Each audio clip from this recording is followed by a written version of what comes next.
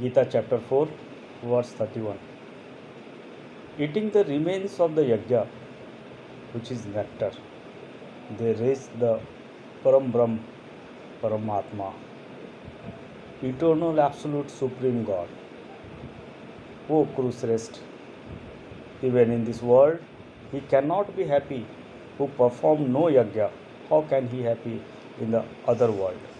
So yajna should be always there for this world and for the Almighty another world.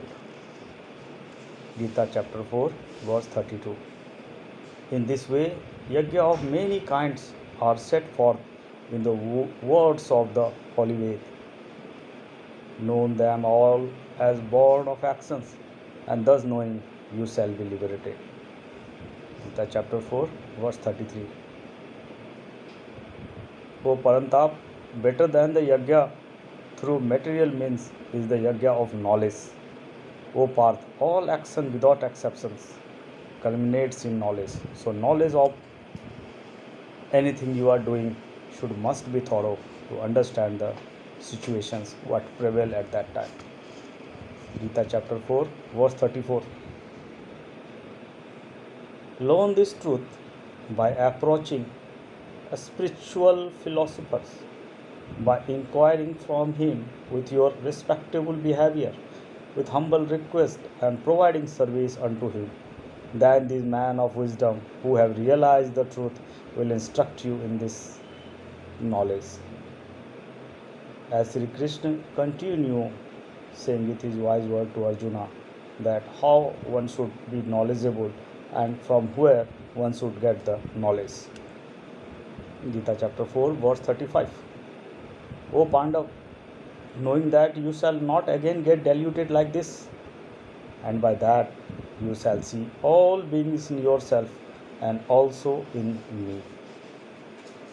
Gita chapter 4, verse 37. Even if you are the sinful of all sinners, yet you shall cross this ocean of sins easily with this boat of transcendental knowledge. Gita chapter 4, verse 37. O Arjun, as a blazing fire turns fuel to ashes, so does the fire of knowledge turn all actions into ashes.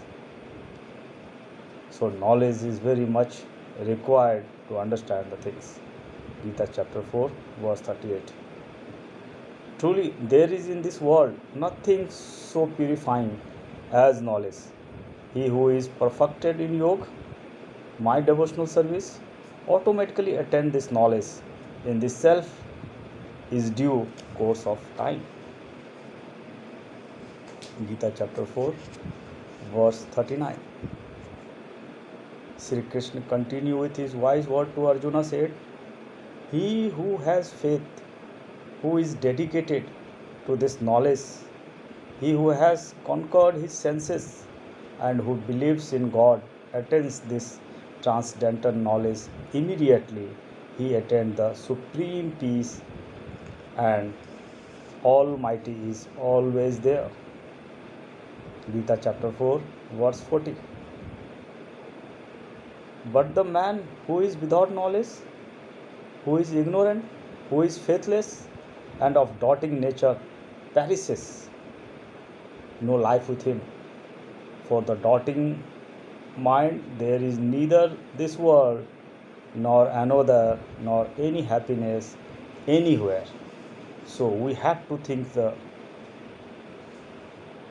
on the basis of knowledge that we have. Gita chapter 4, verse 41. O Dhananjay, works do not bind my devotee, who has renounced all actions by yoga, who has destroyed all doubts by wisdom, and who knows this self. Gita chapter 4, verse 42. Therefore, cut the doubt that have developed in your heart, born of ignorance, with the sword of knowledge, and taking shelter in yoga. Stand up, O Bharat. Here, Sri Krishna continue trying to convince Arjuna that he should always think about the action, and that action should be followed on the basis of understanding or knowledge of that situations. Should not be ignorant at all. Whatever things you are doing in the life, you have the thorough knowledge, thorough understanding, and that should be followed by the actions only. This is the end of the Gita chapter 4 today.